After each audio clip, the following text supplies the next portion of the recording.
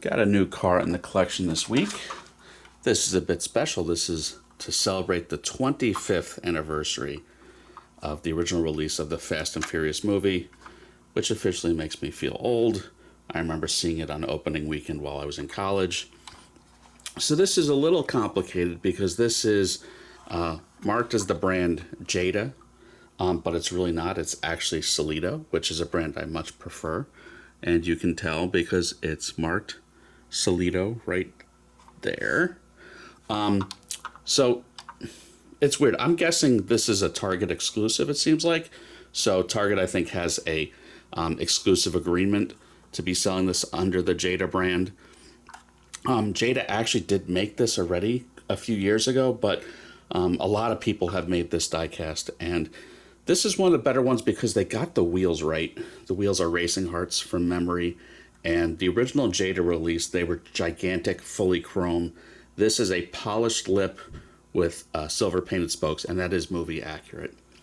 Who else has made this? Ertl Joyride was the original release, and that was fully opening diecast. That was pretty good. I mean, it was a $20 diecast you'd find at Toys R Us, but the wheels were too small and they were all chrome. So this is a nice happy medium. This is very recently released by Kyosho in fully opening diecast for about $300 retail. I love the subject matter, but $300 is a bit much for me. This retails for $59.99 at Target.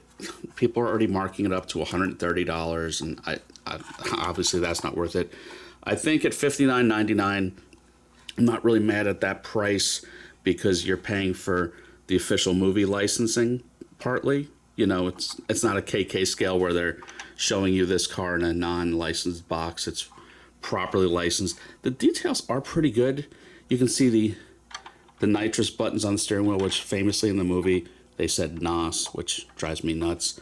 There's so many good cheesy quotes from that movie, and it kind of did affect car culture. Where rather like 10th or 12th movie coming out soon. I mean, you can't knock it. Well, I guess you can knock it. And this was Brian's car. Brian was the character played by Paul Walker. This, of course, is a Mk4 A80 Supra. A80 is the platform code. This would have had, if this opened, which it doesn't, Solido only the doors open, but it would have had a 2JZ, which is a 3-liter twin turbo straight 6. Probably would have been converted to a single big turbo. Probably would have had 450 plus horsepower. If this was a real car, stock they were 300. But yeah, all the kind of period correct goodies in here. You've got some big car audio, some big, I guess probably 12-inch subs. Again, you have the nitrous, which was NOS was nitrous oxide systems, which was a brand. NOS is not a word. But yeah, that's always a rant of mine. You see the big tack with shift light. These were all the period correct things that you would do to these cars, and they have skyrocketed in value since then. Good luck buying a nice, clean Mk4 twin turbo for, under $100,000. But yeah, I mean, pretty good. Like I said, the wheels are the key. Keep an eye out for the wheels on some of the other replicas and why this is worth having. Packaging is marked the 25th anniversary of the movie. Again, marked Jada. It's not really Jada, and that's a good thing. Window box, the corner of the display is marked, Brian's Supra. Right there, Brian's Supra. A80 Mk4. So yeah, pretty accurate. I've got pretty much a good chunk of all the movie cars now.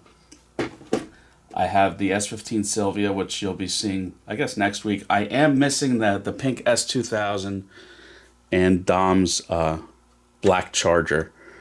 I've been hunting them, and a lot of times they're $250 plus for $20 cars. So I'm on the hunt for a reasonably priced one.